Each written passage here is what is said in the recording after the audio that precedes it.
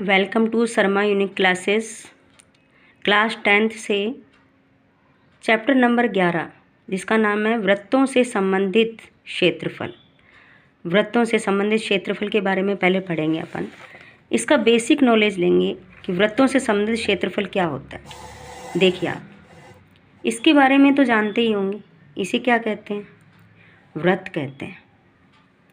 और इसको क्या कहते हैं? केंद्र, ओ कहते हैं। और जो ओ से पी तक जा रही है, जो लाइन ओ से लेके पी तक यानी केंद्र से लेके परिधि तक जा रही है, उसको क्या कहते हैं? त्रिज्या। इसको अपन क्या कहते हैं? त्रिज्या। इसको अपन कहेंगे त्रिज्या। और इस ओ को क्या कहेंगे? ओ को इसको कहेंगे केंद्र। इसको कहेंगे केंद्र। ये केंद्र है, ये त्रिज्या है, ठीक है। और ये जो ए और बी है जो केंद्र से होकर नहीं जा रही, इसको क्या कहेंगे? जीवा। यानी आप समझ रहे हो, जो केंद्र से होकर नहीं जाती कोई भी लाइन यहाँ पे भी हो सकती है, यहाँ पे भी हो सकती है, यहाँ पे भी हो सकती है, ऐसे भी हो सकती है, लेकिन केंद्र से होकर नहीं जानी चाहिए, तो उसको वृत्त की जीवा कहते हैं।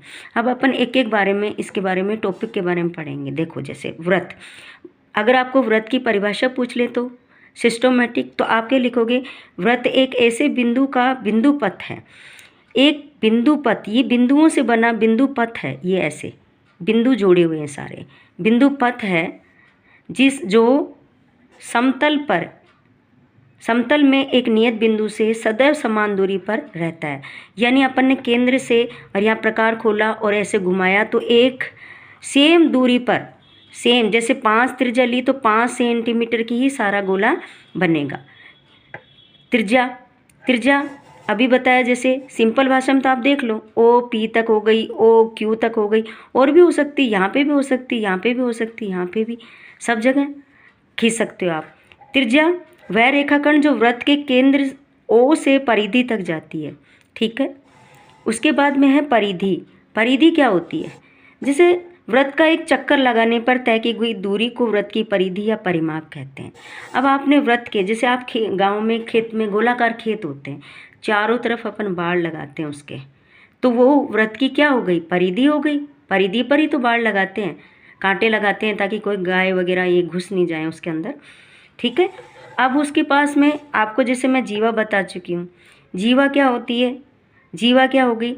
ए बी को वृत्त की जीवा कहते हैं। अभी आपको मैंने डायग्राम दिखाया था कि ये क्या है? ए बी, ये वृत्त की जीवा है। जीवा क्या है? ये वृत्त के केंद्र से होकर नहीं जाएगी, बस इतना फ़र्क है। और उसके बाद आता है आपके पास में व्यास। उसके बाद में आता है आपके पास में व्यास।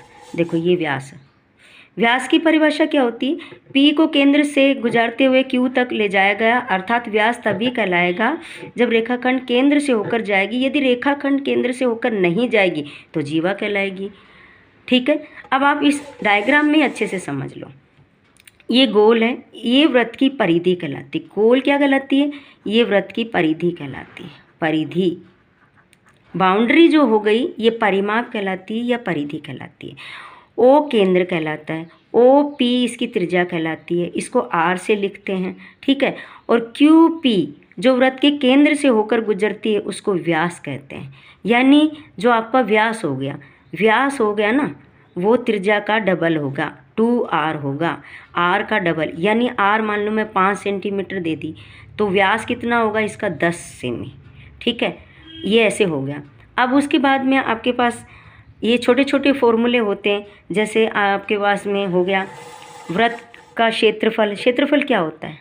एरिया, मतलब खेत होता है गोलाकार, उसको मतलब फसल उगानी है तो एरिया हो गया, क्षेत्रफल हो गया। तो उसका क्षेत्रफल क्या हो गया? Pi r square. Pi r square, तो पाई की वैल्यू कितनी हो गई? 22/7 या 3.14, 14 नहीं 3.14 बोलते हैं इसको, ठीक है। पीछे वाले पॉइंट के बाद में एक एक डिजिट को बोला जाता है। वह 1 4 आगे भी हो तो उसको ऐसे बोला जाएगा। वृत्त की परिधि 2 पाई r, व्यास बराबर 2r, जैसे कि मैं आपको बता चुकी हूँ।